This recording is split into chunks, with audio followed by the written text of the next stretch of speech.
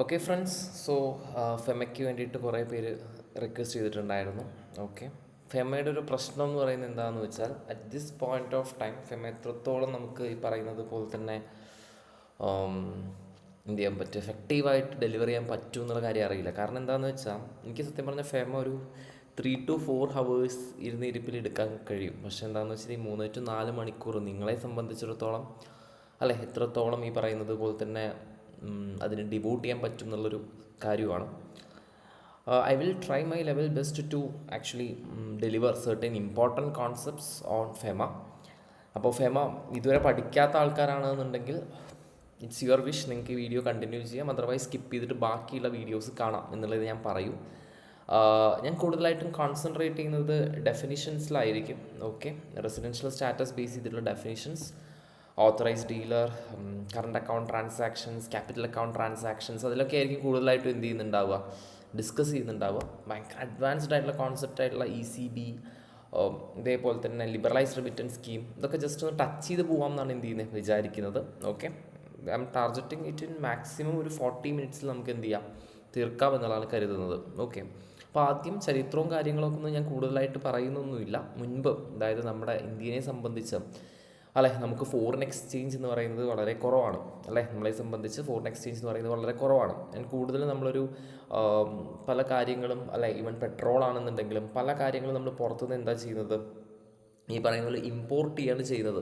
Okay, അപ്പോൾ import ചെയ്യുന്ന സമയത്ത് നമ്മൾ എന്ത് കൊടുക്കേണ്ടി വരും? Definitely you have to give foreign currency അല്ലേ. ഫോറിൻ കറൻസി നമ്മൾ ഈ പറയുന്നത് പോലെ തന്നെ കൊടുക്കേണ്ടി വരും. ആ ഫോറിൻ കറൻസി നമ്മൾ കൊടുക്കുന്ന സമയത്ത് എന്ത് സംഭവിക്കുന്നത് വെച്ചാൽ, നമ്മുടെ കയ്യിലത്തെ ഫോറിൻ കറൻസിയും കാര്യങ്ങളൊക്കെ ഈ പറയുന്നത് പോലെ തന്നെ പെട്ടെന്ന് പെട്ടെന്ന് തീരുന്ന ഒരു സിറ്റുവേഷനും കാര്യങ്ങളൊക്കെ വന്നു. അങ്ങനെയാണ് ആദ്യം ഫെമയുടെയൊക്കെ മുൻപ് വേറൊരു ആക്ട് ഉണ്ടായിരുന്നു, നിങ്ങൾക്ക് ഓൾറെഡി അറിയുന്നുണ്ടാവും. ഫോറിൻ എക്സ്ചേഞ്ച് റെഗുലേഷൻ ആക്ട് എന്ന് പറയുന്നൊരു ആക്ട് ഉണ്ടായിരുന്നു. ആക്ച്വലി ഈ ഒരു ആക്ട് എന്ന് പറയുന്നത് ഭയങ്കരമായിട്ടുള്ള രീതിയിലുള്ള ബ്ലാങ്കറ്റ് പ്രൊവിഷൻസ് ആണ് കൊണ്ടുവന്നിരുന്നത്. അതായത് എന്താണെന്ന് വെച്ചാൽ, നമുക്ക് ഫോറിൻ കറൻസി അങ്ങോട്ടും കൊടുക്കാൻ പറ്റില്ല, ഇങ്ങോട്ടും വരാൻ പറ്റില്ല, അങ്ങനെ ഭയങ്കര ആകെ മൊത്തം ഭയങ്കരമായിട്ടുള്ള രീതിയിലുള്ള ഈ പറയുന്നത് പോലെ തന്നെ ഒരു എന്താ പറയുക, ഭയങ്കര ഒരു പ്രൊഹിബിറ്ററി നേച്ചറിലുള്ള ഒരു സംഭവമായിരുന്നു. അപ്പോൾ അത് മാറ്റിയിട്ട് 1991 നമ്മുടെ മോഹൻ സിംഗ്, പിന്നെ അതേപോലെ തന്നെ നരസിംഹറാവു അവരൊക്കെയുള്ള ടൈമിലാണ് നമ്മൾ ഈ പറയുന്ന പോലെ ലിബറലൈസേഷൻ, പ്രൈവറ്റൈസേഷൻ, ഗ്ലോബലൈസേഷൻ കൊണ്ടുവന്നത്. അപ്പോൾ ആ സിറ്റുവേഷൻസിനകത്താണ് ഈ പറയുന്നത് പോലെ തന്നെ ഇത്രയും വലിയ രീതിയിലുള്ള ഒരു ബ്ലാങ്കറ്റ് റെസ്ട്രിക്ഷൻ അല്ല, നേരെ മറിച്ച് you have to make a management. Okay, foreign കറൻസിയുടെ ഒരു മാനേജ്മെൻ്റ് ആണ് നടത്തേണ്ടത് എന്നുള്ള രീതിയിലുള്ള ഒരു തോട്ട് പ്രോസസ്സ് വരുന്നത്. മനസ്സിലാവുന്നുണ്ടോ? അങ്ങനെയാണ് ഈ പറയുന്നത് പോലെ തന്നെ ഇൻഫ്ലോ നമ്മൾ ഔട്ട്ഫ്ലോനകത്ത് ചെറിയ രീതിയിലുള്ള റെസ്ട്രിക്ഷൻസ് നമ്മൾ കൊണ്ടുവരിക, ചില കാര്യങ്ങൾക്ക് റെസ്ട്രിക്ഷൻ കൊണ്ടുവരിക. അപ്പോൾ അങ്ങനെ നോക്കുന്ന സമയത്ത് നമുക്ക് 3 ഷെഡ്യൂൾസ് ആയിട്ട് അതിനെ തിരിച്ചിട്ടൊക്കെ ഉണ്ട്. ആൻഡ് ഓൾസോ ഈ പറയുന്നത് പോലെ തന്നെ എന്ത് ചെയ്യുക, കുറച്ചും കൂടെ നമ്മളൊരു ഇത്തിരിയും കൂടെ ഒരു ട്രാൻസ്പെറൻ്റ് ആയിട്ടുള്ള കാര്യങ്ങൾ എന്നുള്ള രീതിയിലാണ് ഫെമ വരുന്നത്. മനസ്സിലാവുന്നുണ്ടോ? അങ്ങനെയാണ് ഫോറിൻ എക്സ്ചേഞ്ച് മാനേജ്മെൻറ്റ് ആക്ട് വരുന്നത്. എന്താണ് ഫോറിൻ എക്സ്ചേഞ്ച് മാനേജ്മെൻറ്റ് ആക്ടിനകത്ത് കൂടുതലായിട്ടും സംസാരിക്കാനായിട്ടുള്ളതെന്ന് വെച്ചാൽ, you have to study the definition for sure. കാരണം ഡെഫിനിഷനിൽ എന്തെങ്കിലും ക്വസ്റ്റ്യൻ ചോദിച്ചാൽ നമുക്കതൊരിക്കലും സ്കിപ്പ് ചെയ്യാൻ പറ്റില്ല, സ്കിപ്പ് ചെയ്യാൻ നമുക്ക് ഒരിക്കലും അഫോർഡ് ചെയ്യാൻ പറ്റില്ല. Okay, and also you have to study relating to the differences of FERA and FEMA. Okay, ഫെറയും ഫെമയും തമ്മിലുള്ള ഡിഫറൻസസ് എന്താണെന്ന് മനസ്സിലാക്കണം.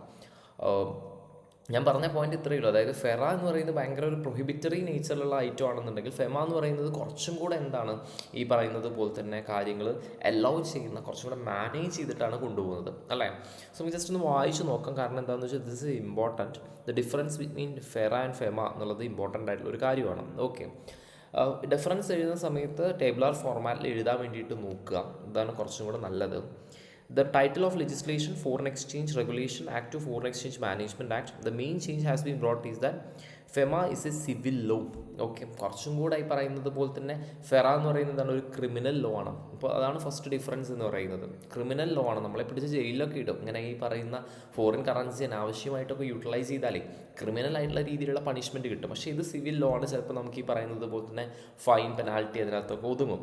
In simple word, call for contravention of provisions under FEMA, arrest and imprisonment would not be resorted, whereas it was a നോം under the previous act. Previous ആക്ടിൻ്റെ പുറത്ത് ഈ പറയുന്ന പോലെ അറസ്റ്റ്, ഇംപ്രിസൺമെൻറ്റ് കാര്യങ്ങളൊക്കെ അവിടെ ഉണ്ടായിരുന്നു. പക്ഷേ ഫെമയുടെ കേസിനകത്ത് അങ്ങനത്തെ രീതിയിലുള്ള ഭയങ്കരമായിട്ട് അഗ്രസീവായിട്ടുള്ള രീതിയിലൊന്നും എൻഫോഴ്സ്മെൻ്റ് ഒന്നും ഇല്ല. Drastic tender of FERA can be gauged from the fact that it provided for imprisonment for violation of even very minor offences. In FERA, the presumption was upon the accused to defend himself as he was deemed guilty. അത് എന്നെ പിടിച്ച് ജയിലിട്ട് കഴിഞ്ഞു വെച്ചാൽ എൻ്റെ റെസ്പോൺസിബിലിറ്റിയാണ് എന്ത്, ഞാൻ തെറ്റ് ചെയ്തിട്ടില്ല എന്നുള്ളത് സബ്സ്റ്റാൻഷിയേറ്റ് ചെയ്യേണ്ടത്.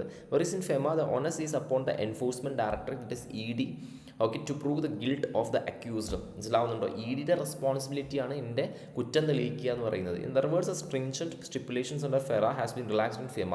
നമുക്ക് എന്തൊക്കെ എഴുതാം? അപ്പോൾ ആക്ച്വലി ഫെറയുടെ കേസിനകത്ത് അല്ലെ മൊത്തത്തിലുള്ള ഈ പറയുന്നത് പോലെ തന്നെ എന്താണ്, പ്രൊഹിബിഷനാണ്, ഇവിടെ മാനേജ്മെൻ്റ് ആണ്. ഫെറ എന്ന് പറയുന്നത് ക്രിമിനൽ ലോ ആണ്, ഇവിടെ എന്ന് പറയുന്നത് സിവിൽ ലോ ആണ്. ഫെറയുടെ കേസിനകത്ത് ഈ പറയുന്നത് പോലെ തന്നെ ഓക്കെ, ഫെറയുടെ കേസിനകത്ത് ഇംപ്രിസൺമെൻറ്റും പണിഷ്മെൻറ്റും ഉണ്ടാവും. ഇവിടെ പെനാൽറ്റി, പിന്നെ അതുപോലെ തന്നെ ഫൈന്, ഇതൊക്കെ വെച്ചിട്ട് ചിലപ്പോൾ ഊരി പോരാൻ വേണ്ടിയിട്ട് സാധിക്കും. ഇവിടെ എന്താണെന്ന് വെച്ചാൽ ഈ പറയുന്നത് പോലെ തന്നെ അവർ റെസ്പോൺസിബിലിറ്റി, ഫെറയുടെ കേസിനകത്ത് നമ്മുടെ റെസ്പോൺസിബിലിറ്റിയാണ്, നമ്മൾ കുറ്റം ചെയ്തിട്ടില്ല എന്നുള്ളത് എന്ത് ചെയ്യാൻ വേണ്ടിയിട്ട്, ജസ്റ്റിഫൈ ചെയ്യാൻ വേണ്ടിയിട്ട്. പക്ഷേ ഫെമയുടെ കേസിനകത്ത് അത് എൻഫോഴ്സ്മെൻറ്റ് ഡയറക്ടറേറ്റിൻ്റെ എന്താണ് ഈ പറയുന്നത് പോലെ തന്നെ ചുമതലയാണ് എന്നുള്ള കാര്യമാണ് സംസാരിക്കാനായിട്ട് ഉള്ളത്. ഓക്കെ, ക്ലിയർ ആണ് എന്ന് പ്രതീക്ഷിക്കുന്നു. ഓക്കെ ആണ് എന്ന് എന്ത് ചെയ്യുന്നു, ഓക്കെ ആണെന്ന് ഈ പറയുന്നത് പോലെ തന്നെ കരുതുന്നു. ഓക്കെ ആണ്, ക്ലിയർ ആണ് കരുതുന്നു. പിന്നെ ആക്ടിൻ്റെ വർഷം എഴുതുക. ഇവിടെ ഉണ്ട് ഫോറിൻ എക്സ്ചേഞ്ച് റെഗുലേഷൻ ആക്ട് 1973 ആണ്, പക്ഷേ ഫോറിൻ എക്സ്ചേഞ്ച് മാനേജ്മെൻറ്റ് ആക്ട് 1999 ആണ്. അപ്പോൾ തന്നെ ഒരു 4 ഡിഫറൻസ് നമുക്ക് എന്ത് ചെയ്യാൻ പറ്റി, എഴുതാൻ പറ്റി. ആ രീതിയിൽ എഴുതുക. ഓക്കെ, ഡിഫറൻസ് ചോദിച്ചാൽ അങ്ങനെ എഴുതണം. Next we are moving on towards there is something that is known as what authorised dealer എന്ന് പറയുന്ന ഒരു ഡെഫിനേഷൻ ഉണ്ട്. Okay, authorised dealer means A person authorised as authorised dealer under subsection 1 of section 10 of FEMA എന്ന് പറയുന്നുണ്ട്. അപ്പോൾ എന്താണ് authorised dealer എന്ന് വെച്ചാൽ ഇത്രയേ ഉള്ളൂ. ഫോർ എക്സാമ്പിൾ, ഒരു സായിപ്പ് നമ്മുടെ നാട്ടിൽ വന്നിട്ട്, നമ്മുടെ നെല്ലിയാമ്പതി, എൻ്റെ സ്ഥലം പാലക്കാടാണ്, പാലക്കാട് തന്നെ എടുക്കാം. നെല്ലിയാമ്പതിയിൽ വന്നിട്ട് അവിടെ ചെന്നിട്ടൊരു ഹോട്ടലിൽ പോയിട്ട് എന്ത് ചെയ്തു, ഫുഡ് കഴിച്ചു. എന്നിട്ട് സായിപ്പ് പറഞ്ഞു, എൻ്റെ ഒരു ഡോളറേ ഉള്ളൂ, നിങ്ങൾ എന്ത് ചെയ്യണം, ഡോളർ മേടിച്ചിട്ട് ഈ പറയുന്ന പോലെ ഫുഡ് തരണം എന്ന് പറഞ്ഞു. ഓക്കെ, ചായക്കടക്കാരൻ ചേട്ടൻ ഓക്കെ ഡോളർ കിട്ടുമല്ലോ, നല്ലതാണല്ലോ എന്ന് വിചാരിക്കാൻ പറ്റുമോ? ഡെഫിനറ്റ്ലി നമുക്ക് ഈ പറയുന്നത് പോലെ തന്നെ എന്ത് ചെയ്യാൻ പറ്റില്ല, ഈ പറയുന്നത് പോലെ തന്നെ ചെയ്യാൻ വേണ്ടിയിട്ട് സാധിക്കില്ല. So basically Reserve Bank of India RBI ആണ് ബേസിക്കലി അതിന് ഓതറൈസ്ഡ് ആയിട്ടുള്ള വ്യക്തികൾ എന്ന് പറയുന്നത്. So authorised person means an authorised dealer. Okay, authorised dealer RBIയുടെ കേസ് വരും. പിന്നെ അതുപോലെ തന്നെ അതായത് നമുക്കൊന്നൊരു വിദേശിയുടെ കയ്യിൽ നിന്ന് ഈ പറയുന്ന പോലെ തന്നെ ഫോറിൻ എക്സ്ചേഞ്ച് മാറ്റിയിട്ട് തിരിച്ച് പൈസ ഇന്ത്യൻ കറൻസി കൊടുക്കാനോ മറ്റുള്ള കാര്യങ്ങൾക്കൊന്നും സാധിക്കത്തില്ല. ആ ഒരു കാര്യം മനസ്സിലാക്കുക. Authorised dealer, money changer, okay, offshore banking unit. Okay, offshore banking units ഉണ്ട്. മണി ചേഞ്ചർ എന്ന് പറയുന്ന സമയത്ത് നിങ്ങളിപ്പോൾ ജസ്റ്റ് ആലോചിച്ചാൽ മതി, ചില ആൾക്കാർക്കൊക്കെ ലൈസൻസ് ഉണ്ടായിരിക്കും. ഇപ്പോൾ താജ് ഹോട്ടലിൽ ഒരു വിദേശി വരികയാണ്. വിദേശി വരുന്ന സമയത്ത് അയാൾക്ക് സ്മൂത്തായിട്ട് ഈ പറയുന്നത് പോലെ തന്നെ ഫോറിൻ എക്സ്ചേഞ്ച് എന്ത് ചെയ്യണം, ഈ പറയുന്നത് പോലത്തെ എക്സ്ചേഞ്ച് ചെയ്യണം. അപ്പോൾ അവർക്ക് അതിൻ്റേതായ രീതിയിലുള്ള ലൈസൻസ് കൊടുക്കും. തോമസ് കുക്ക് പോലെയുള്ള കമ്പനീസിനൊക്കെ ലൈസൻസ് ഉണ്ടായിരിക്കും. അപ്പോൾ ആരൊക്കെയാണ് ഇതിനകത്ത് ഓതറൈസ്ഡ് ഡീലർ? RBI വരും. Money changer, offshore banking unit or any other person for the time being authorized under subsection 1 of 10 to deal in foreign exchange or foreign securities by an Indian company in accordance with the provisions of Companies Act as applicable. Okay, നമ്മൾ ഈ പറയുന്നത് പോലെ തന്നെ വിളിക്കും. So coming on towards my discussion, that is current account transaction. എന്താണ് current account transaction എന്നുള്ള കാര്യമാണ് സംസാരിക്കാനായിട്ടുള്ളത്. ഈ current account transaction, capital account transaction നിർബന്ധമായിട്ട് നിങ്ങൾ പഠിക്കേണ്ട ഒരു കാര്യമാണ്. ഓക്കെ, കറണ്ട് അക്കൗണ്ട് ട്രാൻസാക്ഷൻ എന്താണെന്ന് വെച്ചാൽ ക്യാപിറ്റൽ അക്കൗണ്ട് ട്രാൻസാക്ഷൻ അല്ലാത്ത ട്രാൻസാക്ഷൻ കറണ്ട് അക്കൗണ്ട് ട്രാൻസാക്ഷൻ ആണ്. ഓക്കെ എന്ന് പറയുന്നുണ്ട്. Without prejudice to the generality of foregoing such transaction inclusive ആയിട്ടുള്ള ഡെഫിനേഷനാണ്. എന്തൊക്കെയാണ്? Payments due in connection with foreign trade, other current business. Sir അതിൻ്റെ മുൻപ് ഞാൻ ക്യാപിറ്റൽ അക്കൗണ്ട് ട്രാൻസാക്ഷൻ എന്താണെന്ന് ഈ പറയുന്നത് പോലെ പറഞ്ഞു തരാം. എന്നിട്ട് കറണ്ട് അക്കൗണ്ടിലോട്ട് വരുന്ന സമയത്ത് കുറച്ചും കൂടെ നിങ്ങൾക്ക് ഹെൽപ്ഫുൾ ആയിരിക്കും. So what is capital account transactions? ശ്രദ്ധിച്ച് മനസ്സിലാക്കേണ്ട കാര്യമാണ്. ക്യാപിറ്റൽ അക്കൗണ്ട് ട്രാൻസാക്ഷൻ എന്താണ് എന്ന് മനസ്സിലാക്കണമെങ്കിൽ നമ്മൾ ആദ്യം മനസ്സിലാക്കേണ്ട വേറൊരു പോയിന്റ് ഉണ്ട്. സാർ എന്താ മൊത്തം ഇങ്ങനെ കണക്ട് ചെയ്ത് പറയുന്നത്? Actually this is all connected. FEMA മൊത്തം കണക്റ്റഡ് ആണ്. ഓക്കെ, നിങ്ങൾ എൻ്റെ റെഗുലർ ക്ലാസ്സിലിരിക്കുന്ന സ്റ്റുഡൻ്റ് ആണെന്നുണ്ടെങ്കിൽ ഡെഫിനറ്റായിട്ട് ഇത് മൊത്തം ഒരു സ്റ്റോറി പോലെ ഞാൻ പറഞ്ഞു തരുമായിരുന്നു. പക്ഷെ എന്താണെന്ന് വെച്ചാൽ ഓക്കെ, ഈ പറയുന്നത് പോലെ തന്നെ മാരത്തൺ ആണ്. സോ അതുകൊണ്ട് അതിൻ്റേതായിട്ടുള്ള രീതിയിലുള്ള ലിമിറ്റേഷൻസ് ഉണ്ട് എന്നുള്ളത് മനസ്സിലാക്കുക. ജസ്റ്റ് അപ്പോൾ നമുക്ക് ഫസ്റ്റ് എങ്കിലോട്ട് പോവാം. ഈ പറയുന്നത് പോലെ തന്നെ ഓക്കെ മനസ്സിലാക്കുക. Person resident in India, this is very important definition. Okay, so ഞാൻ എൻ്റെ ഫോക്കസ് മാറ്റുന്നില്ല, പേഴ്സൺ റെസിഡൻറ്റ് ഇൻ ഇന്ത്യയിലോട്ട് പോവാണ്. അതായത് ആദ്യം മനസ്സിലാക്കേണ്ടത് ഫെമയുടെ കേസിനകത്ത് റെസിഡൻഷ്യൽ സ്റ്റാറ്റസ് ആണ് നമ്മൾ നോക്കേണ്ടത്. മനസ്സിലാവുന്നുണ്ടോ? ആൻഡ് ഓൾസോ ഈ റെസിഡൻഷ്യൽ സ്റ്റാറ്റസ് എന്ന് പറയുന്ന സമയത്ത് നിങ്ങൾ ഒരിക്കലും തെറ്റിദ്ധരിക്കരുത്. ഇൻകം ടാക്സ് ആക്ടിലൊക്കെ ആണെന്നുണ്ടെങ്കിൽ നമുക്ക് ഒരു ഫിനാൻഷ്യൽ ഇയറിൽ ഒരു റെസിഡൻഷ്യൽ സ്റ്റാറ്റസ് ഉണ്ടാവും. ഏതൊരു നമ്മൾ റെസിഡൻറ്റ് ഓർഡിനറി റെസിഡൻ്റ് ആയിരിക്കും, അല്ലെങ്കിൽ റെസിഡൻറ്റ് നോട്ട് ഓർഡിനറി റെസിഡൻ്റ് ആയിരിക്കും, അല്ലെങ്കിൽ നോൺ റെസിഡൻ്റ് ആയിരിക്കും. പക്ഷേ ഫെമയിൽ അങ്ങനെയല്ല, മൾട്ടിപ്പിൾ ആയിട്ടുള്ള റെസിഡൻഷ്യൽ സ്റ്റാറ്റസ് നിങ്ങൾക്ക് ഈ പറയുന്നത് പോലെ തന്നെ ഉണ്ടായിരിക്കും. അതെങ്ങനെ സാറേ മൾട്ടിപ്പിൾ ആയിട്ടുള്ള റെസിഡൻഷ്യൽ സ്റ്റാറ്റസ് എന്ന് ചോദിച്ചാൽ നമുക്ക് സിമ്പിളായിട്ട് നമുക്ക് നോക്കാം എന്താണ് വരുന്നതെന്ന്. Person resident in India. A person residing in India for more than 182 days എന്ന് പറയുന്ന സമയത്ത് പലർക്കും കൺഫ്യൂഷൻ ഉണ്ട്. അപ്പോൾ നിങ്ങൾക്ക് മനസ്സിലാക്കാൻ വേണ്ടിയിട്ട് 183 ഡേയ്സ് ഓർ മോർ എന്നുള്ളത് മനസ്സിലാക്കി വയ്ക്കുക. എഴുതുന്ന സമയത്ത് എന്ത് ചെയ്യുക, more than 182 days. Okay, more than 182 days, അതായത് 365 ഡേയ്സ് ഉണ്ടെന്നുണ്ടെങ്കിൽ അതിൻ്റെ ഈ പറയുന്നത് പോലെ തന്നെ എന്താണ് മോർ ദാൻ ഹാഫ് എന്നുള്ള രീതിയിൽ ആലോചിച്ചാൽ മതി. പിന്നെ ഡെഫിനറ്റ്ലി 183 ഡേയ്സ് അല്ലെ, 183 days or more okay during the course of receiving financial year. അപ്പോൾ ഇത് പ്രൈമറി കണ്ടീഷനാണ്. ഓക്കെ, ബട്ട് ഇത് പ്രൈമറി കണ്ടീഷനാണ്. ഇനി നിങ്ങൾ ഡൗട്ട് വരുത്തരുത്, തെറ്റ് വരുത്തരുത്. But does not include, okay, but does not include a person who has gone out of India or who stays in India in either case for on taking up employment outside India. Okay, ഇപ്പോൾ അവിടെ എന്താ സംഭവിക്കുന്നതെന്ന് വെച്ചാൽ, ഇവിടെ ഒരു ഡെഫിനേഷനകത്ത് എന്താ പറയുന്നതെന്ന് വെച്ചാൽ, ഇപ്പോൾ ഫോർ എക്സാമ്പിൾ സിമ്പിളായിട്ട് ആലോചിക്കേണ്ട ഒരു കാര്യമാണ്. ഫോർ എക്സാമ്പിൾ ഞാൻ രഞ്ജിത്ത് എന്ന് പറയുന്ന വ്യക്തി, ഓക്കെ, നമ്മുടെ ഇപ്പോഴത്തെ ഫിനാൻഷ്യൽ ഇയർ റൺ ചെയ്തുകൊണ്ടിരിക്കുന്ന ഈ പറയുന്നത് പോലെ തന്നെ ഫിനാൻഷ്യൽ ഇയർ ആണ് ഏത് നമ്മളെ സംബന്ധിച്ച് ഈ പറയുന്നത് പോലെ തന്നെ അല്ലേ 26-27 ഫിനാൻഷ്യൽ ഇയർ ആണ് എന്ത് ചെയ്തുകൊണ്ടിരിക്കുന്നത്, റൺ ചെയ്തുകൊണ്ടിരിക്കുന്നത്. അപ്പോൾ 26-27 ഫിനാൻഷ്യൽ ഇയറിലത്തെ റെസിഡൻഷ്യൽ സ്റ്റാറ്റസ് തന്നെ നോക്കണമെന്നുണ്ടെങ്കിൽ നമ്മൾ ആദ്യം എവിടുന്ന് നോക്കണം, അത് 25-26 ഞാൻ 182 ഡേയ്സിനേക്കാളും മുകളിൽ ഈ പറയുന്നത് പോലെ തന്നെ സ്റ്റേ ചെയ്തിട്ടുണ്ടോ എന്നുള്ള കാര്യം കറക്റ്റായിട്ട് ഞാൻ ഈ പറയുന്നത് പോലെ തന്നെ എന്ത് ചെയ്യേണ്ടതുണ്ട്, ചെക്ക് ചെയ്യേണ്ടതുണ്ട്. മനസ്സിലാവുന്നുണ്ടോ? അതാണ് person residing in India for more than 182 days during the course of preceding financial year but does not include residence ആണ് ഉദ്ദേശിക്കുന്നത്. ഓക്കെ, ഇതിൻ്റെ ഒരു ഭയങ്കരമായിട്ട് ഈ പറയുന്ന ഡെപ്തിലൊരു ക്വസ്റ്റ്യൻ ചോദിക്കുന്ന സമയത്ത് ഒരു എയർ ഹോസ്റ്റസിൻ്റെ കാര്യം പറയാറുണ്ട്. ഒരു എയർ ഹോസ്റ്റസ് ഈ പറയുന്നത് പോലെ തന്നെ ആൾ ഫ്ലൈറ്റിൽ പോകുന്ന സമയത്ത് ജസ്റ്റ് മുംബൈയിൽ അയാളുടെ ആ ഒരു എന്താ പറയുക ഫ്ലൈറ്റ് സ്റ്റേഷനിൽ എന്ത് ചെയ്യുന്നു, ഈ പറയുന്നത് പോലെ തന്നെ റെസ്റ്റ് എടുക്കുന്നു. പക്ഷെ അത് ഒരിക്കലും റെസിഡൻസ് ആയിട്ട് നമുക്ക് കണക്കാക്കാൻ വേണ്ടി സാധിക്കില്ല. റെസിഡൻസ് എന്ന് പറയുമ്പോൾ കറക്റ്റായിട്ട് അവിടെ താമസിക്കുക തന്നെ വേണം. ഓക്കെ ഓക്കെ, മനസ്സിലാവുന്നുണ്ടോ? ഓക്കെ, സോ എന്താ സംസാരിച്ചത്, അതായത് for on taking up employment outside India. Okay, E B U എന്നാണ് എപ്പോഴും പറഞ്ഞു കൊടുക്കാറ് ഞാൻ. അതായത് എംപ്ലോയ്മെൻറ്റ്, ബിസിനസ് ഓർ ഒക്കേഷൻ, പിന്നെ എന്താണ് അൺസർട്ടൈൻ പീരീഡ് ആണ് എന്നുണ്ടെങ്കിൽ ആ മൊമെൻറ്റ് തൊട്ടിട്ട് നമ്മൾ എന്തായിട്ട് മാറും, PROI, that is person resident outside India ആയിട്ട് ഈ പറയുന്നത് പോലെ തന്നെ മാറും. കറക്റ്റായിട്ട് മനസ്സിലാക്കുക. മെയ് 4 വരെ ഞാൻ എന്താണ് പേഴ്സൺ റെസിഡൻറ്റ് ഇൻ ഇന്ത്യയാണ്, ശേഷം എന്താണ് പേഴ്സൺ റെസിഡൻറ്റ് ഔട്ട്സൈഡ് ഇന്ത്യയാണ്. അപ്പോൾ ആക്ച്വലി ക്യാപിറ്റൽ അക്കൗണ്ട് ട്രാൻസാക്ഷനൊക്കെ നോക്കുന്ന സമയത്ത് this is having relevance. Person resident in ഇന്ത്യയാണോ ഔട്ട്സൈഡ് ഇന്ത്യയാണോ എന്നുള്ളത് റിലവൻസ് ഉണ്ട്. A person who has come to or stays in India in either case otherwise than okay for or taking up employment in India or for carrying on in India business or vocation in India, അതായത് EBU. Okay, EBU എന്ന് പറയുന്ന രീതിയിലുള്ള പർപ്പസാണ്. അപ്പോൾ EBUവിന് വന്നു കഴിഞ്ഞു വെച്ചാൽ definitely ആരായിട്ട് മാറും, definitely ഈ പറയുന്നത് പോലെ തന്നെ പേഴ്സൺ റെസിഡൻറ്റ് ഇൻ ഇന്ത്യ ആയിട്ട് മാറും. അല്ലെങ്കിൽ എന്തായിട്ട് മാറും, പേഴ്സൺ റെസിഡൻറ്റ് ഔട്ട്സൈഡ് ഇന്ത്യ ആയിട്ട് മാറും. ക്ലിയർ ആണെന്ന് പ്രതീക്ഷിക്കുന്നു. Okay, any person or body corporate registered or incorporated in India. Companies incorporate ചെയ്തത് എന്താണ്, ഇന്ത്യയിലാണ്. ഓക്കെ, ഈ ഒരു പോയിന്റ് വലിയ വിഷയമൊന്നുമില്ല. പക്ഷേ അടുത്തൊരു പോയിൻ്റാണ് ശ്രദ്ധിക്കാനായിട്ടുള്ളത്. An office, branch or agency in India owned or controlled by a person resident outside India. മനസ്സിലാക്കുക, കറക്റ്റായിട്ട് മനസ്സിലാക്കുക. ഇവിടെ എന്താ ഉദ്ദേശിക്കുന്ന കാര്യം മനസ്സിലാക്കുക. സേ ഫോർ എക്സാമ്പിൾ ഇവിടെ Messi is a person who is person resident outside India, right? Okay, അപ്പോൾ പേഴ്സൺ റെസിഡൻറ്റ് ഔട്ട്സൈഡ് ഇന്ത്യയിലുള്ള മെസ്സിക്ക് നമ്മുടെ ഈ പറയുന്നത് പോലെ തന്നെ ഇന്ത്യയുടെ ഉള്ളിൽ മെസ്സിയുടെ ഏതെങ്കിലും ഒരു സ്പോർട്സ് അക്കാഡമിയുടെ ഒരു ബ്രാഞ്ച് ഉണ്ടെന്ന് വിചാരിക്കുക. അങ്ങനെയാണെങ്കിൽ അതിനെ എന്ത് വിളിക്കും, പേഴ്സൺ റെസിഡൻറ്റ് ഇൻ ഇന്ത്യ എന്ന് വിളിക്കും. Messi person resident outside India ആയിക്കോട്ടെ, പക്ഷേ മെസ്സിയുടെ ബ്രാഞ്ച് എവിടെയാണുള്ളത്, ഇവിടെയാണ് ഈ പറയുന്നത് പോലെ തന്നെ ഉള്ളത്. ക്ലാരിറ്റി ഉണ്ടോ? സോ C പോയിൻറ്റും D പോയിൻറ്റും കറക്റ്റായിട്ട് മനസ്സിലാക്കണം. D point and office, branch or agency outside India owned or control by a person resident in India. Ranjith എന്ന് പറയുന്ന ഞാൻ ആക്ച്വലി സിംഗപ്പൂരിലുള്ള ഒരു ബ്രാഞ്ച് എന്ത് ചെയ്യുന്നു, കൺട്രോൾ ചെയ്യുന്നു. സോ എന്തെങ്കിലും ഒന്ന് ഇന്ത്യയിലാണെന്നുണ്ടെങ്കിൽ ഡെഫിനറ്റ് ആയിട്ടും അവിടെ എന്തായിട്ട് മാറി, പേഴ്സൺ റെസിഡൻറ്റ് ഇൻ ഇന്ത്യ ആയിട്ട് മാറി. അപ്പോൾ ഈ EBU എന്ന് പറയുന്ന കാര്യം ശ്രദ്ധിക്കുക. എംപ്ലോയ്മെൻറ്റ്, ബിസിനസ്, അൺസർട്ടൈൻ പീരീഡ്, അതിന് വേണ്ടിയിട്ടാണ് പോകുന്നതെങ്കിൽ പേഴ്സൺ റെസിഡൻറ്റ് ഔട്ട്സൈഡ് ഇന്ത്യ വരുന്നതാണ് person resident in India. Clear ആണെന്ന് പ്രതീക്ഷിക്കുന്നു. ഓക്കെ ആണെന്ന് എന്ത് ചെയ്യുന്നു, ഓക്കെ ആണെന്ന് കരുതുന്നു. ഓക്കെ, പ്രശ്നമൊന്നുമില്ല.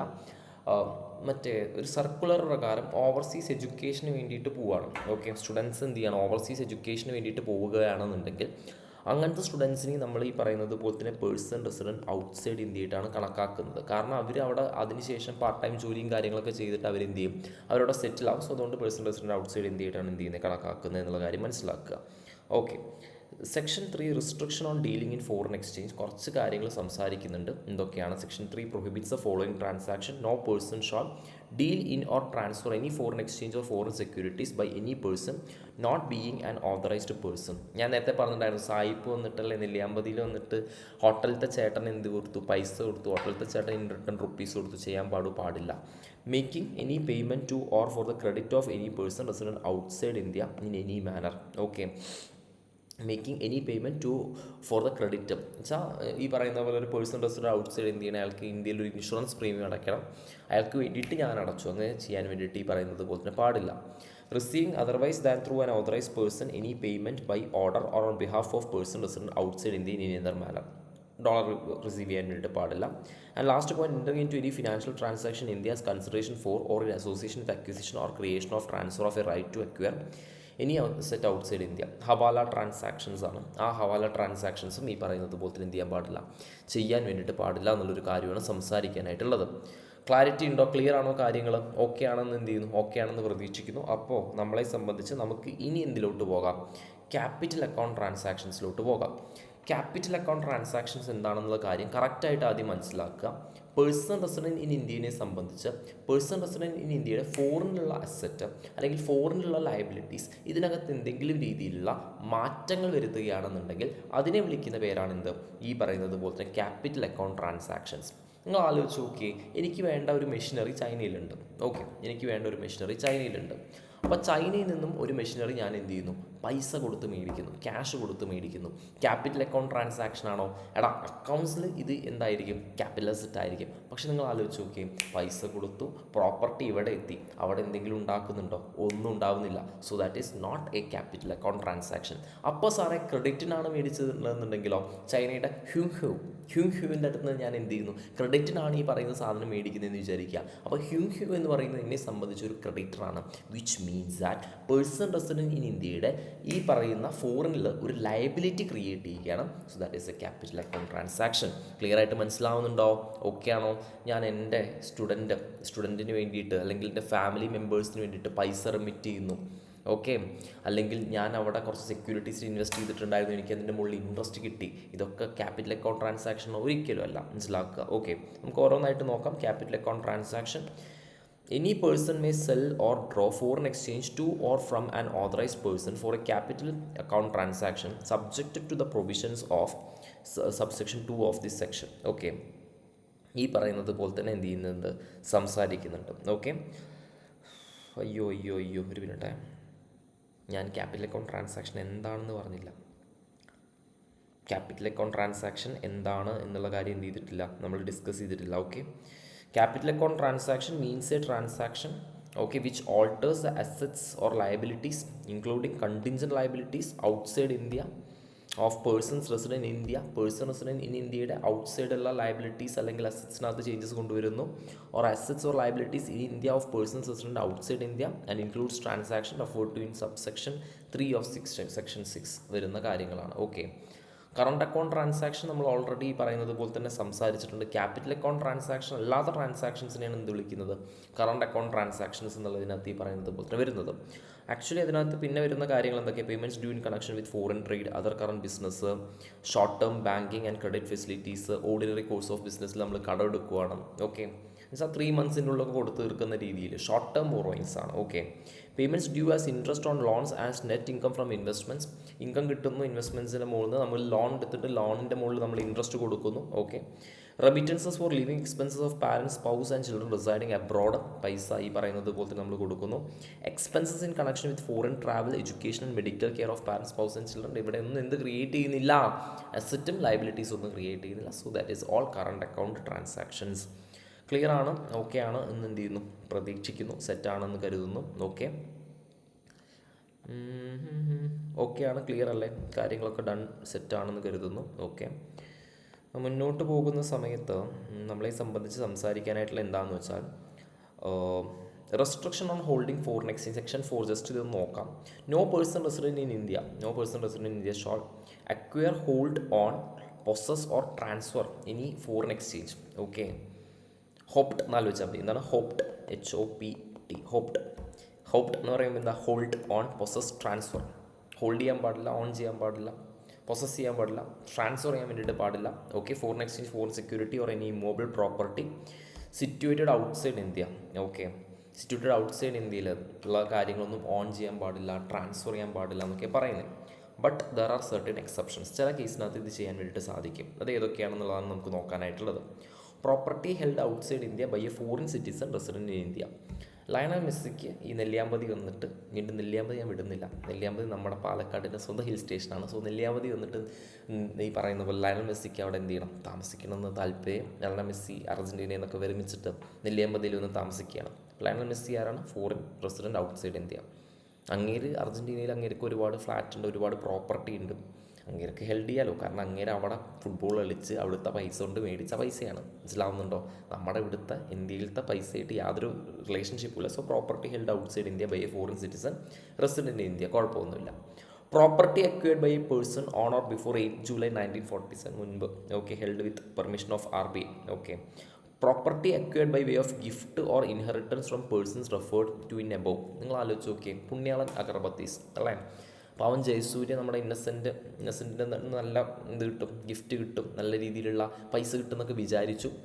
അങ്ങേര് വേറെ ആരോ കിട്ടിയിട്ട് അല്ലെ വേറെ എവിടേക്കോ ടൂറൊക്കെ പോയി, വേൾഡ് ടൂറൊക്കെ പോയി. പക്ഷെ അങ്ങേരുടെ അടുത്തുനിന്ന് കുറച്ച് ഫ്ലാറ്റോ അങ്ങനെ എന്തെങ്കിലും ബിൽഡിങ്ങോ ഒക്കെ ഇയാൾക്ക് ഇൻഹെറിറ്റ് ചെയ്തു എന്ന് വിചാരിക്കാം. എടാ, ശ്രദ്ധിക്കേണ്ട കാര്യം എന്താണെന്ന് വെച്ചാൽ ഇവിടെ ഒന്നും ഫോറിൻ എക്സ്ചേഞ്ചിൻ്റെ എക്സ്പോഷർ ഉണ്ടാവുന്നില്ല. നമ്മുടെ ഫോറിൻ എക്സ്ചേഞ്ച് നമ്മുടെ കയ്യിൽ നിന്നൊന്നും പോകുന്നില്ല. അയാൾ അവിടെ പോയിട്ട് അയാൾ അവിടെ നിന്ന് മേടിച്ച സാധനം അത് ഇൻഹെറിറ്റഡ് ആയിട്ട് നമുക്ക് ഈ പറയുന്ന പോലെ കിട്ടി, അല്ലെങ്കിൽ ഗിഫ്റ്റായിട്ട് കിട്ടി. ഓക്കെയാണ്, പ്രശ്നമൊന്നുമില്ല. Okay, property purchased out of funds held in RFC account. നമ്മൾ അവിടെ പോയിട്ട് കഷ്ടപ്പെട്ടിട്ട് ഈ പറയുന്നത് പോലെ തന്നെ ഏൺ ചെയ്തിട്ടുള്ള പൈസ ആ ഒരു അക്കൗണ്ടിൽ നമ്മൾ ഇൻവെസ്റ്റ് ചെയ്തിട്ടുണ്ടാവും, ഫോറിൻ കറൻസി അക്കൗണ്ടിൽ ഇൻവെസ്റ്റ് ചെയ്തിട്ടുണ്ടാവും.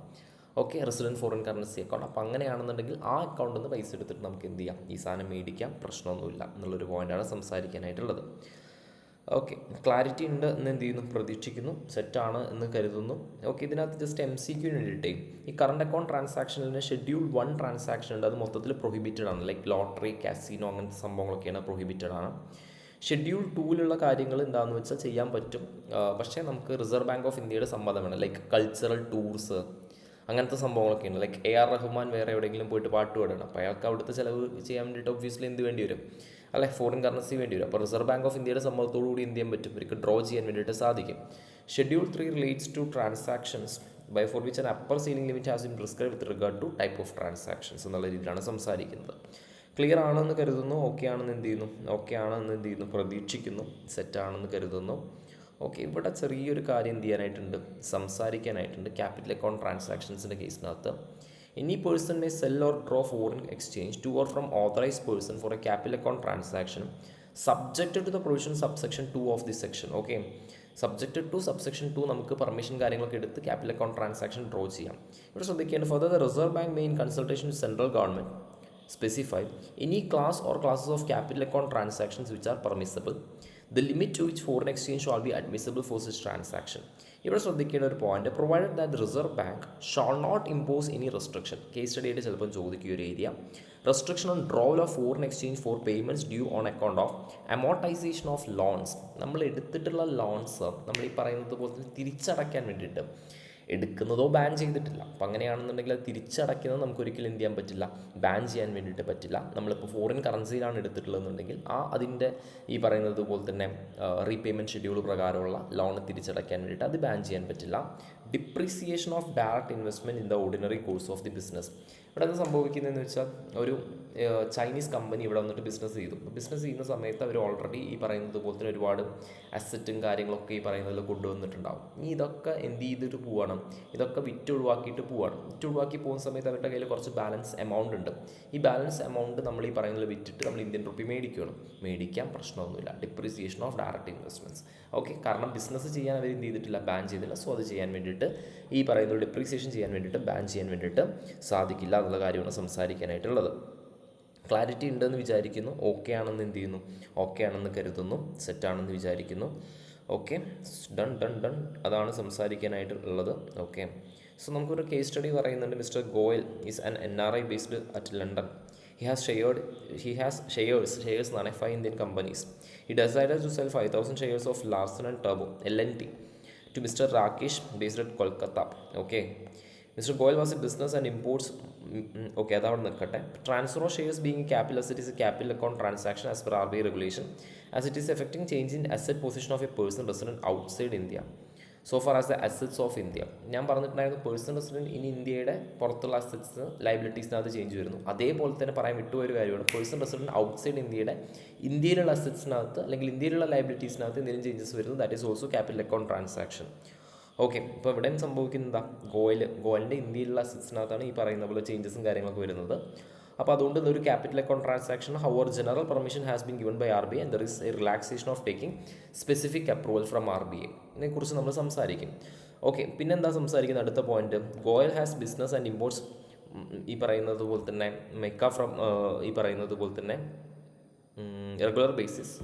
Okay, so far import from India is concerned, is a current account transaction with the payment has to be made within 12 months. No specific approval is required. Current account transaction capital account transaction അല്ല എന്നുള്ള കാര്യമാണ് സംസാരിക്കാനായിട്ടുള്ളത്. Clarity ഉണ്ടെന്ന് പ്രതീക്ഷിക്കുന്നു. Okay ആണെന്ന് കരുതുന്നു. Okay, fine. So next ഈ പറയുന്നത് പോലെ തന്നെ prohibited sectors or persons just ഒന്ന് പഠിക്കേണ്ട ഒരു കാര്യമാണ്. ഓക്കെ, ഫോറിൻ ഡയറക്റ്റ് ഇൻവെസ്റ്റ്മെൻറ്റ് എന്ന് പറഞ്ഞാൽ അറിയാം. ഫോറിൻ പോർട്ട്ഫോളിയോ ഇൻവെസ്റ്റ്മെൻറ്റ് മീൻസ് അസറ്റ്സിൻ്റെ മുകളിൽ ഇൻവെസ്റ്റ് ചെയ്യുന്നതെന്നുള്ള കാര്യം നിങ്ങൾക്ക് അറിയാം already. FDI is prohibited in following sectors. Okay, എൻ്റെ ഒരു പ്രശ്നം എന്ന് പറയുന്നത് എന്താണെന്ന് വെച്ചാൽ എനിക്ക് ബേസ് എന്ന് പറയണമെന്ന് ആഗ്രഹമുണ്ട്, ചില കാര്യങ്ങൾ കൂടുതലായിട്ട് പറയണമെന്ന് ആഗ്രഹമുണ്ട്. But I M restricting myself. കാരണം എന്താണെന്ന് വെച്ചാൽ അല്ലേ, സമയം ഈ പറയുന്നത് പോലെ തന്നെ വളരെ കുറവേ ഉള്ളൂ. So that's A point. So ചില കാര്യങ്ങൾ ഈ പറയുന്നത് പോലെ തന്നെ ഫോറിൻ ഡയറക്റ്റ് ഇൻവെസ്റ്റ്മെൻറ്റ് എന്ന് പറയുന്നത് പ്രൊഹിബിറ്റഡ് ആണ്. എന്താണെന്നുള്ള കാര്യം മനസ്സിലാക്കുക. Lottery business including government or private lottery. Okay, online lotteries അവിടെ നമുക്ക് ഒരിക്കലും ഇൻവെസ്റ്റ്മെൻറ്റ് നടത്താൻ വേണ്ടിയിട്ട് പറ്റില്ല. Gambling and betting including casinos ചെയ്യാൻ വേണ്ടിയിട്ട് പറ്റില്ല. ചിറ്റ് ഫണ്ട്സിൻ്റെ കേസിനകത്ത് NRIസിനും ഓവർസീസ് സിറ്റിസൺസിനും എന്ത് ചെയ്യാൻ വേണ്ടിയിട്ട് സാധിക്കും, ഇൻവെസ്റ്റ് ചെയ്യാൻ വേണ്ടി സാധിക്കും ചിട്ടി. പക്ഷേ എന്താണെന്ന് വെച്ചാൽ നമുക്ക് ചിട്ടി പിടിച്ചു കഴിഞ്ഞു വെച്ചാൽ അത് നമുക്കൊരിക്കലും പുറത്തോട്ട് എന്ത് ചെയ്യാൻ പറ്റില്ല, റീപാട്രിയേറ്റ് ചെയ്ത് കൊണ്ടുപോകാൻ പറ്റില്ല. അതായത് പുറത്തോട്ട് ആ ഫണ്ട് കൊണ്ടുപോകാൻ വേണ്ടി പറ്റില്ല. നോൺ റീപാട്രിയേഷൻ ബേസിസിലാണ് എന്ത് ചെയ്യും പറ്റത്തുള്ളൂ. നിധി കമ്പനിയൊക്കെ നമ്മളിവിടുത്തെ സേവിങ്സ് ഹാബിറ്റും ത്രിഫ്റ്റും ഒക്കെ ഇൻകൾക്കേറ്റ് ചെയ്യാൻ വേണ്ടിയിട്ട് കൊണ്ടുവന്നുള്ള കമ്പനിയാണ് നിധി കമ്പനി. സോ ആ ഇൻവെസ്റ്റ്മെൻറ്റ്സും പോസിബിൾ അല്ല. TDR എന്താണെന്ന് പറയാൻ ഒരു 10 മിനിറ്റ് വേണം.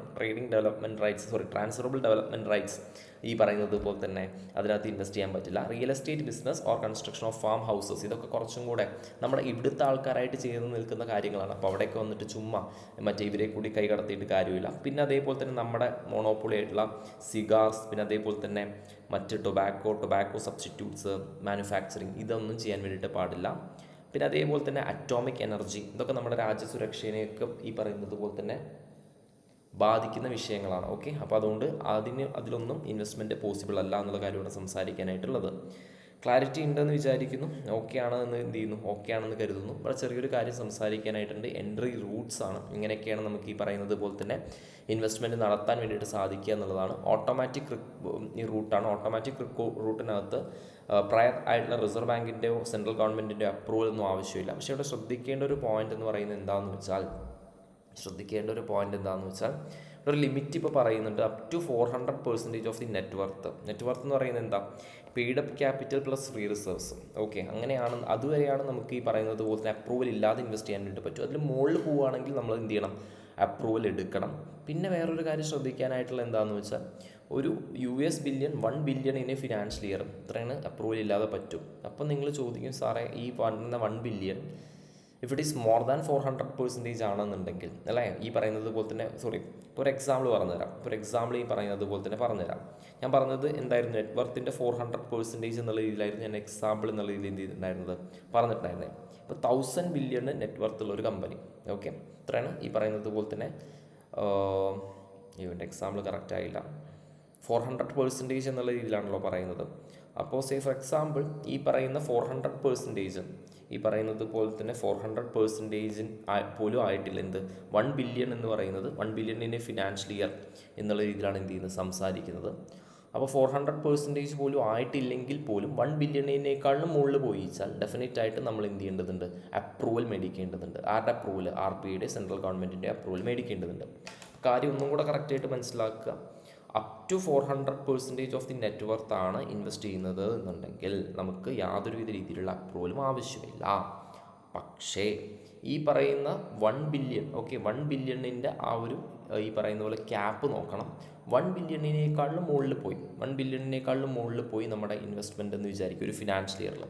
അപ്പോൾ നിങ്ങൾ പറയുകയാണ് സാറേ 400% ആയിട്ടില്ല, 400% ഓഫ് നെറ്റ് വർത്തും ആയിട്ടുമില്ല, എന്നാലും കുഴപ്പമില്ല, നിങ്ങൾ എന്ത് ചെയ്യുക, അപ്രൂവൽ മേടിക്കുക. അതാണ് എന്ത് ചെയ്യുന്നത്, സംസാരിക്കുന്നത്. ഞാനൊരു എക്സാമ്പിൾ എഴുതിയിട്ടതായിരുന്നു, ബട്ട് അതെന്തോ വർക്കായില്ല. Okay, government route is a entry route which requires prior government approval. Concern ministry shall give the approval എന്നുള്ള രീതിയിലാണ് എന്ത് ചെയ്യുന്നത്, സംസാരിക്കാനായിട്ടുള്ളത്. ഓക്കെ, ആ കാര്യങ്ങളൊക്കെയാണ് ഡിസ്കസ് ചെയ്യാനായിട്ടുള്ളത്.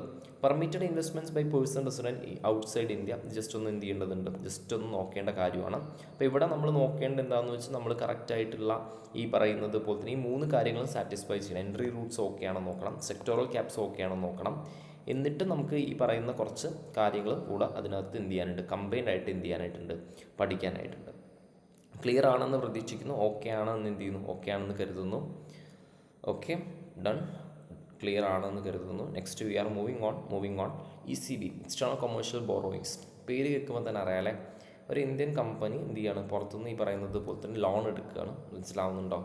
ഒരു ഫോറിന് ഈ പറയുന്ന പോലെ ലോൺ എടുക്കുകയാണ്. അപ്പോൾ ലോൺ എടുത്തിട്ട് ചിലപ്പോൾ നമുക്ക് അപ്പം തന്നെ അത് എന്ത് ചെയ്യാൻ പറ്റില്ല, ഈ പറയുന്നത് യൂട്ടിലൈസ് ചെയ്യേണ്ട ആവശ്യം ഉണ്ടാവില്ല. നമുക്ക് ചിലപ്പോൾ കുറച്ച് സമയത്തേക്കൊക്കെ നമുക്ക് എന്ത് കിട്ടും, ഒരു ടൈം ഈ പറയുന്നത് പോലെ തന്നെ അഡീഷണൽ ആയിട്ട് കിട്ടും. ആ ടൈമിൽ നമുക്ക് എന്ത് ചെയ്യാൻ പറ്റും, ആ ടൈമിൽ നമുക്ക് ഇത് വേറെ ഏതെങ്കിലും അല്ലെ ഇൻവെസ്റ്റ്മെൻറ്റ്സിനകത്ത് ഇൻവെസ്റ്റ് ചെയ്യാൻ വേണ്ടിയിട്ട് സാധിക്കും. അതിനെയാണ് നമ്മൾ പാർക്കിംഗ് എന്ന് വിളിക്കുന്നത്. ഷോർട്ട് നോട്ട് എഴുതാമെന്ന് ചോദിച്ചാൽ ചെറുതായിട്ടൊന്ന് മനസ്സിലാക്കാൻ സാധിക്കണം. എന്താണ്, കൂടുതലായിട്ട് ഡീറ്റെയിൽ ആയിട്ടൊന്നും ഞാൻ എന്ത് ചെയ്യുന്നില്ല, പോകുന്നില്ല. ECB external commercial borrowings are commercial loans raised by resident entities. Okay, commercial loans raised by resident entities from recognised non resident entities. പുറത്തുനിന്നാണ് നമ്മൾ ഈ പറയുന്നത് ലോൺ എടുക്കുന്നത്. ആൻഡ് ഷുഡ് കൺഫോം മീൻസ് എന്താണ്, മാച്ച് ചെയ്യുക to the parameters such as minimum maturity, permitted and non permitted end users. Okay, maximum all in cost, ceiling കാര്യങ്ങളൊക്കെ എന്ത് ചെയ്യണം, അതിനകത്തൊക്കെ നിൽക്കണം എന്നുള്ള രീതിയിലാണ് എന്ത് ചെയ്യുന്നത്, സംസാരിക്കാനായിട്ടുള്ളത്. സോ അതിനെയാണ് നമ്മൾ എന്ത് വിളിക്കുന്നത്, ECB എന്ന് വിളിക്കുന്നത്. ഇതിനെയാണ് ECB എന്ന് എന്ത് ചെയ്യുന്നത്, വിളിക്കുന്നത്. Parking of ECB proceeds are permitted to be parked means ഇവിടെ ഇൻവെസ്റ്റ് ചെയ്യാന്നുള്ള ഉദ്ദേശമേ ഉള്ളൂ. Abroad as well as domestically in the manner given below. Parking of ECB proceeds abroad. ECB proceeds meant only for foreign currency expenditure can be parked abroad pending utilization. Till utilization, these funds can be invested in few specified liquid assets. Liquid അസറ്റ്സിൽ നമുക്ക് എന്ത് ചെയ്യാൻ പറ്റും, ഈ പറയുന്നത് പോലെ തന്നെ park ചെയ്യാൻ വേണ്ടിയിട്ട് സാധിക്കും. പാർക്ക് ചെയ്യുന്നതിൽ എന്താണ് ഗുണം, നമുക്ക് ഇൻട്രസ്റ്റ് കിട്ടും അല്ലേ, ഇതിൻ്റെ മുകളിൽ പറയുന്നത് പോലെ തന്നെ ഇൻട്രസ്റ്റും കാര്യങ്ങളും കിട്ടും. ഫോറിൻ എക്സ്പെൻഡിച്ചറിന് വേണ്ടിയിട്ട് ബോറോ ചെയ്തുള്ള ECB ആണെങ്കിൽ ഫോറിനിൽ പാർക്ക് ചെയ്യാൻ വേണ്ടിയിട്ട് സാധിക്കും. Parking of ECB proceeds domestically. ECB proceeds meant for rupees expenditure should be repatriated immediately. Repatriated എന്ന് പറയുമ്പോൾ വെച്ചാൽ അവിടെ നിന്ന് ഇമ്മീഡിയറ്റ് ആയിട്ട് നമ്മൾ എന്ത് ചെയ്യണം, നമ്മൾ ഈ പറയുന്നത് പോലെ തന്നെ ഇങ്ങോട്ട് കൊണ്ടുവരണം. For credit to the rupee accounts with AD category. Okay, can also be parked ECB proceeds in term deposits. Okay, for a maximum period of 12 months cumulatively എന്നുള്ള രീതിയിലാണ് ഇത് സംസാരിക്കാനായിട്ടുള്ളത്. ക്ലാരിറ്റി ഉണ്ടെന്ന് കരുതുന്നു. ഓക്കെ ആണെന്ന് പ്രതീക്ഷിക്കുന്നു. ഈ റിപ്പോർട്ടിംഗ് റിക്വയർമെൻറ്റ്സ് ഒന്ന് എന്ത് ചെയ്ത് നോക്കണം, വായിച്ച് നോക്കണം. ഓക്കെ, എന്താണ് സംഭവം എന്നുള്ള കാര്യം റിപ്പോർട്ടിംഗ് റിക്വയർമെൻറ്റ്സ് ഒന്ന് വായിച്ച് നോക്കണം. ഓക്കെ, അത്രയൊക്കെ തന്നെയാണ് എനിക്ക് ഇതിനകത്ത് എന്ത് ചെയ്യാനായിട്ടുള്ളത്, സംസാരിക്കാനായിട്ടുള്ളത്. Okay, fine. Liberalised remittance scheme എന്ന് പറയുന്നത് എന്താണെന്ന് വെച്ചാൽ കുറച്ചും കൂടെ ഒരു എന്താ പറയുക, ലിബറലാക്കിയിട്ട് ഫോറിൻ എക്സ്ചേഞ്ചിൻ്റെ കേസിനകത്ത് ലിബറലാക്കിയിട്ടുള്ളൊരു സംഭവമാണ്. ഇത് മനസ്സിലാക്കേണ്ട ഒരു കാര്യം, this scheme is not available for corporates, partnership firms, HU of trust, ഇവർക്കൊന്നും അപ്ലിക്കബിൾ അല്ല. മാക്സിമം ലിബറലൈസ്ഡ് റെമിറ്റൻസ് സ്കീം പ്രകാരം all resident individuals including minors, ശ്രദ്ധിക്കേണ്ട പോയിന്റ് എന്താണെന്ന് വെച്ചാൽ റെസിഡൻറ്റ് ഇൻഡിവിജ്വൽസിന് മാത്രമേ ഉള്ളൂ, ബാക്കി HU ഓഫ് പാർട്ണർഷിപ്പ് ബാക്കിയുള്ള ആൾക്കാർക്കൊന്നുമില്ല. Including minors are allowed to freely remit up to $250,000 per financial year. MCQയിൽ ഇമ്പോർട്ടൻ്റ് ആയിട്ട് നോക്കേണ്ടതാണ്. For any permissible current or capital account transaction or a combination of both എന്നുള്ള രീതിയിലാണ് എന്ത് ചെയ്യുന്നത്, സംസാരിക്കാനായിട്ടുള്ളത്. ക്ലാരിറ്റി ഉണ്ടെന്ന് പ്രതീക്ഷിക്കുന്നു. ഫെസിലിറ്റി ടു റെസിഡൻറ്റ് ഇൻഡിവിജ്വൽ, ഈ പോയിന്റ്സ് ഒക്കെ ജസ്റ്റ് ഒന്ന് വായിച്ച് നോക്കണം. Private visit to any country except Nepal and Bhutan. ഇവിടെ നേപ്പാൾ ഭൂട്ടാൻ പറയുന്നത് എന്താണെന്ന് വെച്ചാൽ നേപ്പാൾ ഭൂട്ടാനിൽ ഇന്ത്യൻ കറൻസി അലൗഡ് ആണ്. സോ അതിന് വേണ്ടിയിട്ടൊരു ഫോറിൻ കറൻസി നമുക്ക് ഒരിക്കലും എന്ത് ചെയ്യേണ്ട ആവശ്യമില്ല, റെമിറ്റ് ചെയ്യേണ്ട ആവശ്യമില്ല. അതുകൊണ്ടാണ് നേപ്പാൾ ഭൂട്ടാൻ എന്നുള്ള രീതിയിൽ എന്ത് ചെയ്യുന്നത്, സംസാരിക്കാനായിട്ടുള്ള ഒരു കാര്യം. ഓക്കെ, മനസ്സിലാവുന്നുണ്ടോ? Gift or donation going abroad four employment, immigration. Okay, maintenance of close relatives. Okay, അതേപോലെ തന്നെ എന്തെങ്കിലും മെഡിക്കൽ എക്സ്പെൻസ്, ചെക്കപ്പ് അബ്രോഡ്, ഇതിനൊക്കെ വേണ്ടിയിട്ട് യൂസ് ചെയ്യാം എന്നുള്ളതാണ് പറയുന്നത് $250,000 എന്ന് പറയുന്നത്. ഓക്കെ, ക്ലിയർ ആണെന്ന് കരുതുന്നു. ഓക്കെ ആണെന്ന് എന്ത് ചെയ്യുന്നു, ഓക്കെ ആണെന്ന് പ്രതീക്ഷിക്കുന്നു. ഈ കൺസോളിഡേഷൻ ഓഫ് റെമിറ്റൻസസ് എന്ന് പറയുന്നത് എന്താണെന്ന് വെച്ചാൽ ഒരു ഫാമിലിയിലുള്ളത് ക്ലബ് ചെയ്യാൻ പറ്റുമോ എന്നുള്ളതാണ് ചോദ്യം. Okay, consolidation of remittances under relax facility in respect of family members.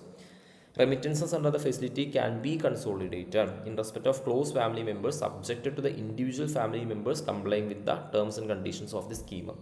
ശ്രദ്ധിക്കേണ്ട ഒരു പോയിന്റ്, ഇതൊന്നും നമുക്ക് ഒരു കേസ് സ്റ്റഡി പോലെയുള്ള ഒരു ക്വസ്റ്റ്യൻ ചോദിക്കാനായിട്ടുള്ളൊരു സാധ്യതയുണ്ട്. ഇഫ് പോസിബിൾ ഞാൻ എന്ത് ചെയ്യാമെന്ന് വെച്ചാൽ നാളെ രാവിലെ ഇട്ട്, ഓക്കെ, സത്യം പറഞ്ഞാൽ നല്ല ഉറക്കം വരുന്നുണ്ട്, നാളെ രാവിലെ ഇട്ട് എന്ത് ചെയ്യാം, ഇമ്പോർട്ടൻറ്റ് ക്വസ്റ്റ്യൻസ് ഫെമയുടെ ഈ പറയുന്ന സി എൻട്രൻ്റെ ക്വസ്റ്റ്യൻസ് തന്നെ റിപ്പീറ്റഡ് ആയിട്ട് നിങ്ങൾക്ക് ചോദിക്കാറുണ്ട്. ഇഫ് പോസിബിൾ നിങ്ങൾക്ക് ഡെഫിനറ്റായിട്ട് ഞാൻ എന്ത് ചെയ്യാം, അത് അപ്ലോഡ് ചെയ്യാൻ വേണ്ടിയിട്ട് ട്രൈ ചെയ്യാം. ഓക്കെ, അപ്പോൾ അത് മനസ്സിലാക്കുക. ക്ലബിങ് പോസിബിളാണ്, but they have to comply with certain ഈ പറയുന്നത് പോലെ തന്നെ എന്താണ് കണ്ടീഷൻസ് കാര്യങ്ങളൊക്കെ എന്ത് ചെയ്യണം, കംപ്ലൈ ചെയ്യണം. However clubbing is not permitted by other family members for capital account transaction such as opening a bank account or investment or purchase of property if they are not the co owners or co partners of the investment or property or overseas bank account. മനസ്സിലാക്കേണ്ട ഒരു point എന്ന് പറയുന്നത് എന്താണെന്ന് വെച്ചാൽ അവർ ഈ പറയുന്നത് പോലെ തന്നെ കോണേഴ്സ് ജോയിൻ്റ് ഓണേഴ്സ് അല്ലാത്തിടത്തോളം കാലം എന്ത് ചെയ്യാൻ പറ്റില്ല, ക്ലബ്ബ് ചെയ്യാൻ വേണ്ടിയിട്ട് സാധിക്കത്തില്ല എന്നുള്ളൊരു പോയിൻ്റാണ് സംസാരിക്കാനായിട്ടുള്ളത്.